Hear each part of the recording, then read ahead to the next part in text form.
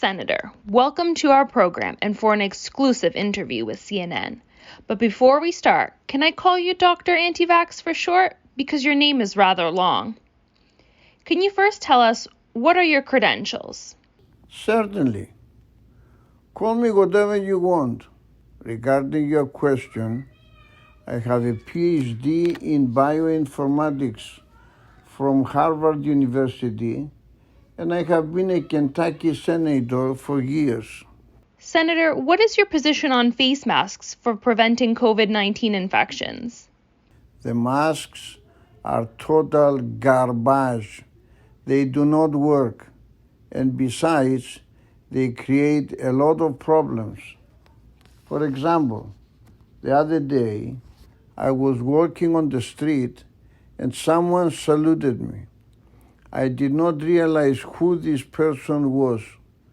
I found out later that it was actually my wife, whom I did not recognize because she was wearing a big mask. Maybe, Senator, you also might want to check your glasses to make sure your vision is as sharp as your mind. So, from what you are saying, your wife recognized you because you were not wearing a mask? Of course I'm not wearing a mask. Maybe the only time I may do will be when I am robbing a bank, but I have no such intentions for now. But, Senator, a recent study involving thousands of people from the same region who wear masks or do not wear masks has found that the people who did not wear masks were 10 times more susceptible to Delta variant COVID-19 infection than those who wore masks. What do you say about that?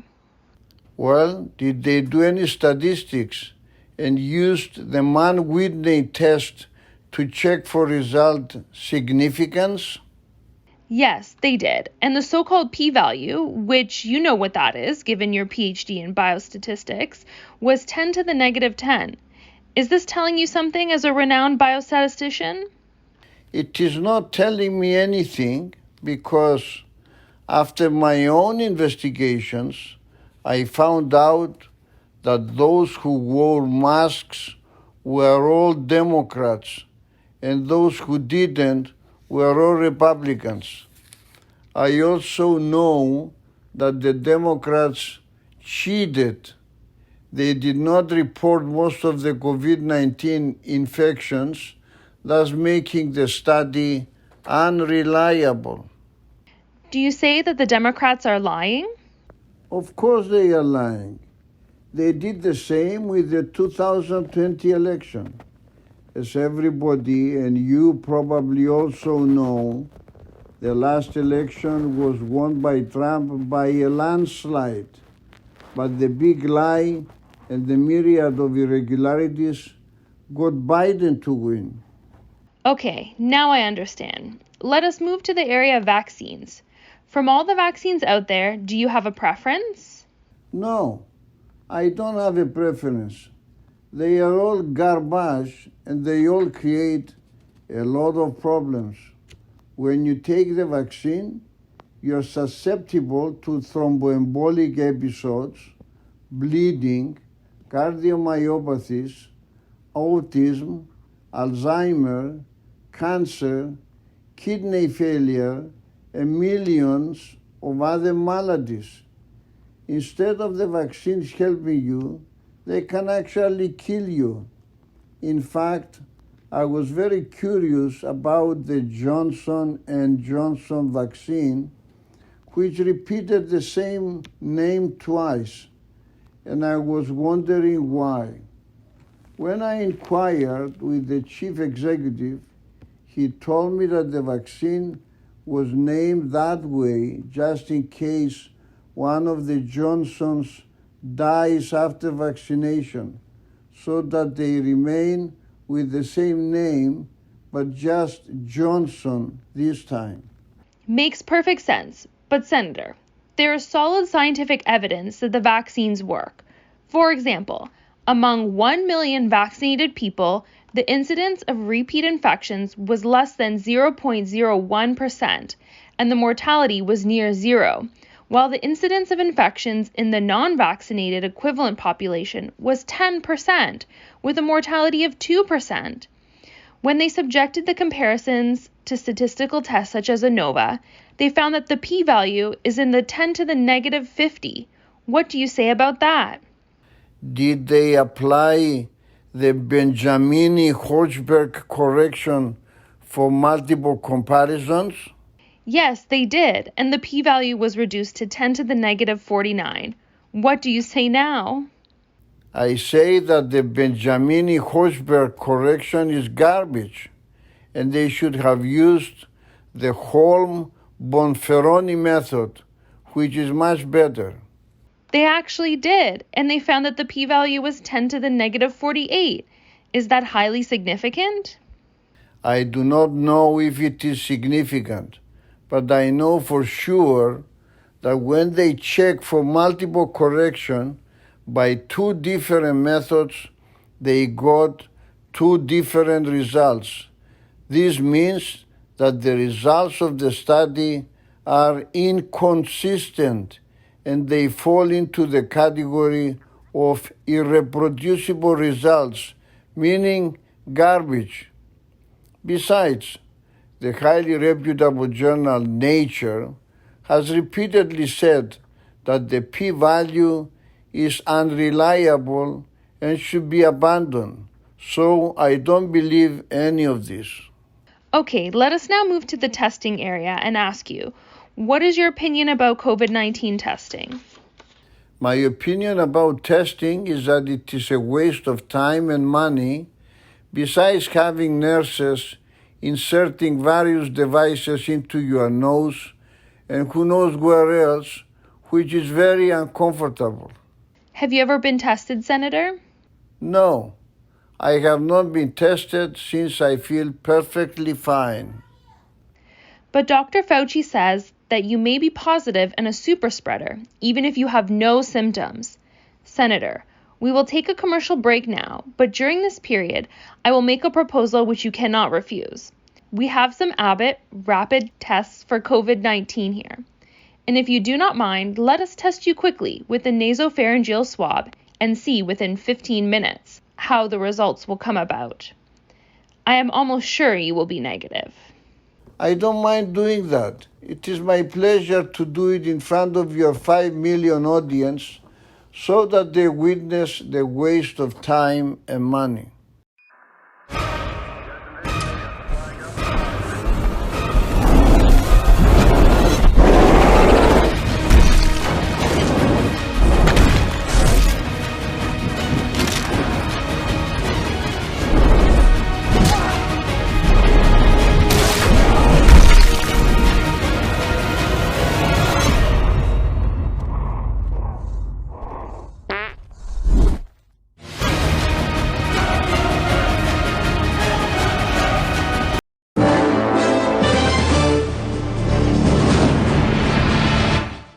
Senator, here are the results of your rapid test. Unfortunately, as you can see, there's a very intense blue line in the device, indicating that you have an active COVID-19 infection. And now that I see you are overweight, diabetic, and had a previous heart attack, I believe that your chances of dying from COVID-19 are highly elevated, at the level of 30%. I suggest that we stop the interview immediately, and that you do something about it. Please, call an ambulance and give me a mask immediately. I really want to go to the hospital right away because the last 2 days I have had some dyspnea and I didn't know what the reason was.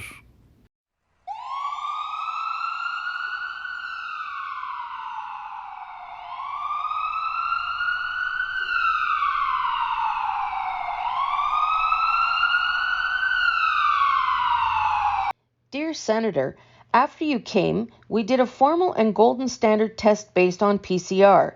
The good news is that you are negative for COVID-19 infection. Unfortunately, the point of care test that they have given you was a false positive, a false alarm as they say. So you can go home now.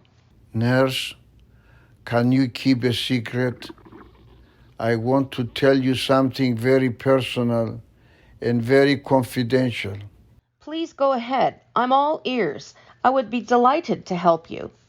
Can you please find a vaccine for COVID-19 and give it to me right away? I don't want to get into this embarrassing situation again. Sure, Senator. Which vaccine would you like? Pfizer, Moderna, Johnson & Johnson, AstraZeneca, or just Johnson? Anything you can find is okay. I am fully aware that all the vaccines are highly effective no matter who makes it. But why do you want to keep this secret, Senator? You know, nurse, I lined up a lot of morons in my area who will vote for me in the next election based on my position as an anti-vaxxer. If they find out that I have taken the vaccine, which in other words I betrayed them, they will likely change their minds and I will not be elected. So please, keep it confidential.